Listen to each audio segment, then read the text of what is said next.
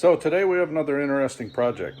I'm going to make a triple berry mead. It's going to be about a 6.5 gallon batch. And the honey that I'm going to use, I'm going to do a combination of 8 pounds of Bochet honey, and I'm going to do 8 pounds of just regular raw clover honey. Now the Bochet process is where you boil it, and I'll show you that here in just a second. And I'll show you how I took care of the berries. I started the berries 2 days ago, put them in a bucket, and put some campden tablets and some Pectic enzyme into to help break down and macerate the berries and let them come up to room temperature slowly while it's breaking down those berries. So let me show you how I did that and where we're at in this process. So here's the triple berries. And basically you just take this potato masher and you just mash them down. And again, the process I used, I started with the berries were frozen. And what I did was I dumped, each bag had 3 pounds in it. I had 6 pounds, so we started with 18 pounds. And basically what I did was I dumped a bag of frozen berries in. I put in a half a teaspoon of Pectic enzyme and 1 campden tablet. Then I would dump in the next bag and just keep repeating the process until I had all 6 bags dumped in. And then I just kind of let it gradually come up to room temperature. I started this, as I say, 2 days ago. And you need the campden tablets, which is potassium metabisulfite, to help keep any bacteria growing. And also these are wild black blueberry, the 3 berries that are in here is blueberries, blackberries, and raspberries. Now the blackberries were wild, and therefore they have wild yeast potential on them, and so I wanted to make sure that no wild yeast and bacteria started, so that's why I put the campden tablets on. Now I'll show you what the Bochet honey process looks like. Here we're Bochet in our honey here, and I'm just using raw clover honey. Now it's really important that you have a pot that's really big. You don't want to go more than like 1/3 of the capacity of the pot. And what we're going to do is we're going to bring this up gradually just to a boil, and then we'll reduce the heat to probably somewhere around 40%, in that range, 35 to 40%.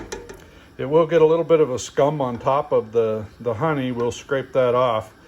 And then as we're going here, once it gets to the boil, I will set a timer, and every 15 minutes I will take this plate and I'll put a little dab of honey on there, and I'll just keep going every 15 minutes and putting a dab of honey on.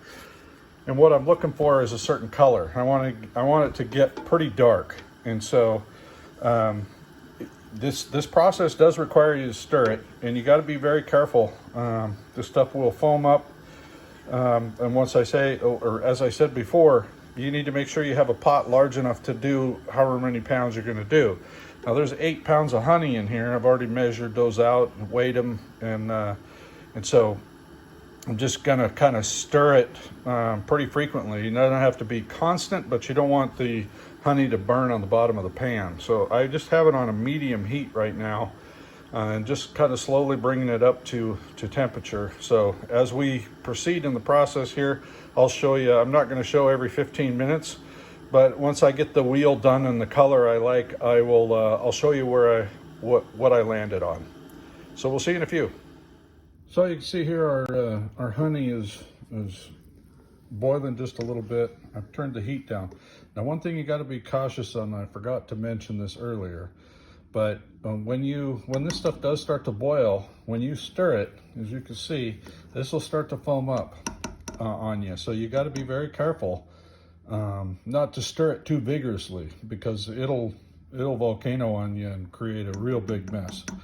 So best to just kind of keep a real light stir on it, just to make sure that it's not sticking to the bottom, and then let it go.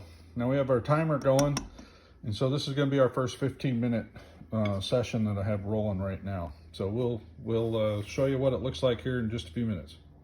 The other thing that this recipe calls for is 3 ounces of medium French oat chips. And what I like to do is bring my water.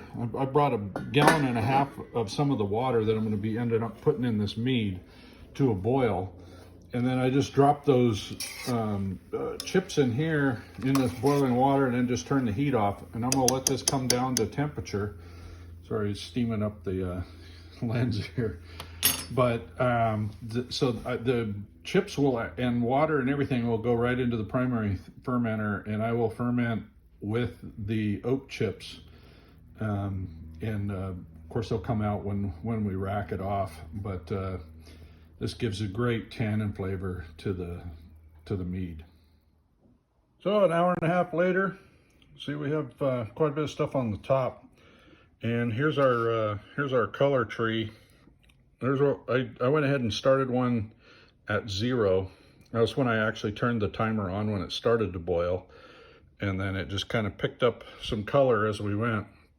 I went a full 1 hour and 45 minutes, and now we'll let this cool down, and we'll add it into the to the must here after a bit, and I will continue this once this is ready to move on to the next stage. So I finished adding in the rest of the honey, and I pitched the yeast. I used 2 packages, so 10 grams of Lalvin RC-212.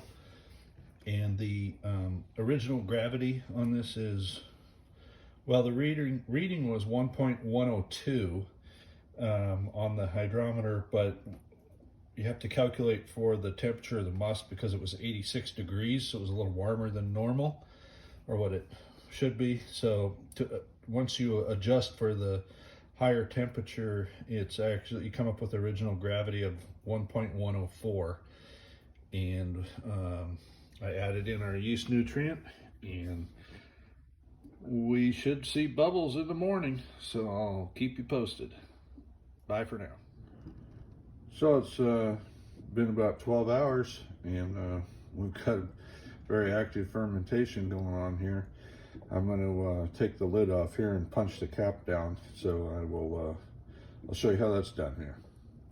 So there's what our cap looks like, and 3 times a day we will come in here and we will push this down, make sure that all this fruit on top stays hydrated. We don't want it to dry out and have potential of mold forming on this cap. So we will we'll punch this down 3 times a day, and then we'll see where this goes in a few days, and keep up with the specific gravity, and I'll show you on the next step.